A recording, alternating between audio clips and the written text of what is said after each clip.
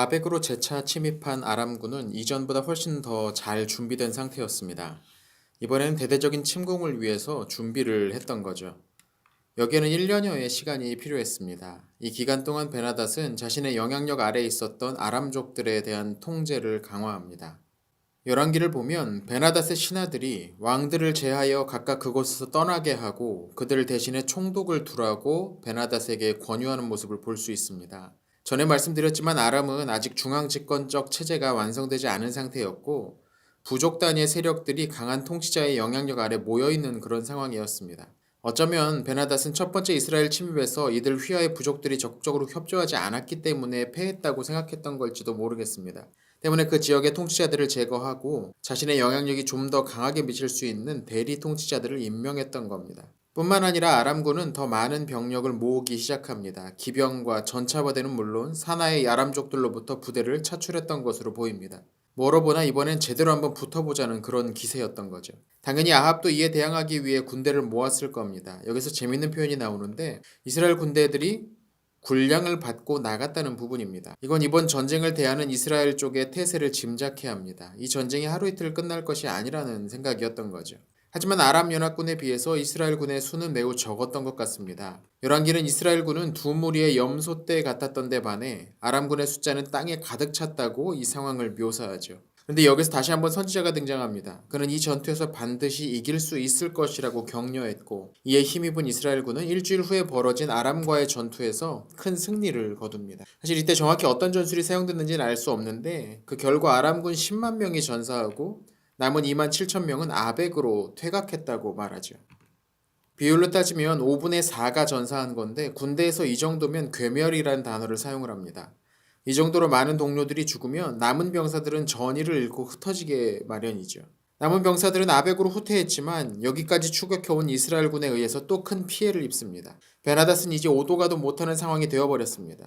대군을 이끌고 기세를 올리면서 적진에 너무 깊이 들어온 나머지 퇴각할 틈을 찾을 수 없었던 겁니다. 궁지에 몰린 베나닷에게 신하들은 항복을 청하라고 조언합니다. 얼마 전까지만 하더라도 아합을 궁지에 몰아넣고 위협하던 모습은 사라지고 이제 비굴한 모습으로 항복을 간청할 수밖에 없었습니다. 그런데 여기서 놀랍게도 아합이 베나닷의 항복을 받아들입니다. 그뿐 아니죠. 항복을 받았으면 이제 전쟁 배상금을 부과하는 것이 일반적인 수순인데 그런 조치조차 없었던 것 같습니다. 오히려 베나닷을 자신의 형제라고 언급하면서 전격적인 평화조약을 맺었습니다. 물론 대가가 아주 없었던 것은 아닙니다.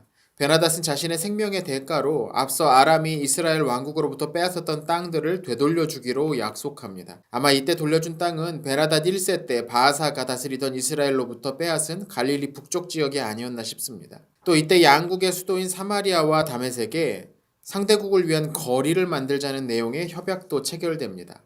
여기서 거리란 상대국의 무역상들을 위한 상관, 즉 무역기지를 말하는 것으로 보입니다.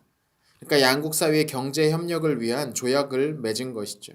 아합과 베나닷 사이의 이런 평화 조약은 선지자들, 즉 왕국 내 여호와 신앙에 충실한 이들의 반발을 샀습니다. 그들 중 한 사람이 나서서 상징적인 행위를 통해 이 조약으로 오히려 아합이 큰 피해를 입고 말 것이라고 저주를 합니다. 그럼 왜 아합은 이런 반발을 무릅쓰고 베나닷을 사로잡거나 죽일 수 있는 기회를 포기했던 걸까요? 연대를 계산해보면 이스라엘과 아람의 이 두 번째 전쟁은 BC 856년경 발생했던 것으로 보입니다. 그런데 바로 1년 전인 BC 857년에 아시리아의 살마네셀 3세가 군대를 서쪽으로 보내 유프라테스강 상류의 갈그미스란 도시를 점령합니다. 앞서서 카르케미쉬라고 소개했던 바로 그 도시죠. 갈그미스가 점령되었다면 이제 다음 순서는 그 남쪽의 페니키아와 아람, 그리고 이스라엘과 유다가 있는 가나안 지역이 될 것이 분명했습니다. 사실 그 외에는 다른 데로 굳이 군사를 보낼 필요도 없었습니다.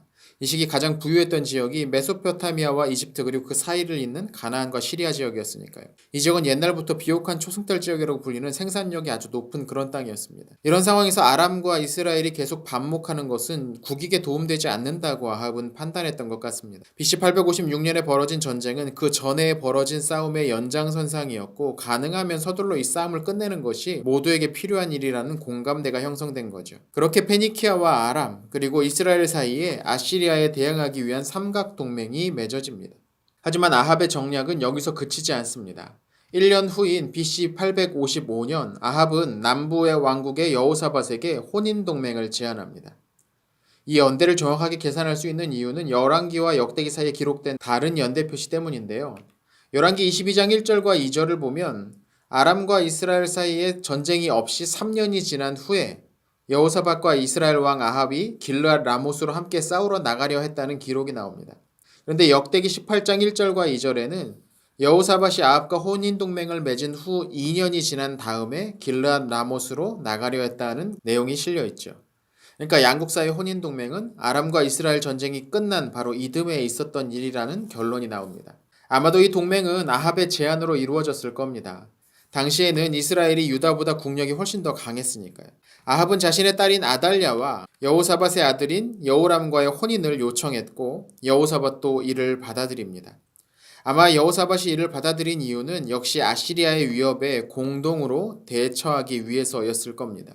그렇게 페니키아와 아람 그리고 이스라엘과 유다 사이에 공동 투쟁 전선이 결성된 겁니다. 그리고 여기에 성경에 기록되지 않은 중요한 전투가 한번 벌어집니다. 가나안 인근에서 규모가 있는 이 네 개의 세력이 최종적으로 연합한 BC 855년으로부터 2년이 흐른 BC 853년 카르카르라는 곳에서 살마네셀 3세의 아시리아군과 아람과 이스라엘, 페니키아 연합군 사이에 전투가 발생한 것이죠. 아시리아 측 기록에는 유다 왕국이 여기에 참여했다는 내용이 없는데요. 아마도 아시리아 쪽 입장에서는 유다와 이스라엘을 굳이 구분하지 않았던 게 아닌가 싶습니다. 개인적으로는 유다 왕국도 이 전투에 참여했을 것으로 보입니다. 그러니까 여러 나라가 동시에 군대를 하나의 전장에 투입한 일종의 국제전이 벌어진 겁니다. 아시리아 측 기록에 따르면 이 카르카르 전투에서 살마네셀이 큰 승리를 거두었다고 합니다. 그런데 이건 좀 과장된 기록으로 보이는데요. 왜냐하면 전투가 벌어진 후에 아시리아 군대가 더 남쪽으로 내려오는 대신에 동쪽으로 돌아가는 모습을 보여주었기 때문입니다. 만약에 전투에 이겼다면 굳이 그럴 필요가 없었겠죠.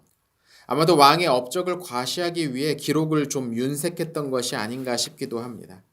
그러니까 최소한 이 카르카르 전투에서 양측이 모두 큰 피해를 입었거나 또는 연합군 쪽이 좀 더 우세했다는 것이 사실에 가까울 겁니다. 이런 식의 과장은 아시리아와 같은 전제국가에서는 흔히 사용되는 그런 모양이었습니다. 아람과의 전투에서 큰 승리를 거두고 또 아시리아의 남하도 막아내면서 아합은 순식간에 이 지역의 중심적인 인물이 됩니다. 그의 자신감도 치솟았을 겁니다. 그리고 이렇게 일이 잘 될 때 그 사람의 진짜 모습이 드러나게 되죠. 아합은 강력한 전제군주의 모습을 서서히 드러냅니다. 이 과정에서 터져나온 사건이 나봇의 포도원 사건이었습니다.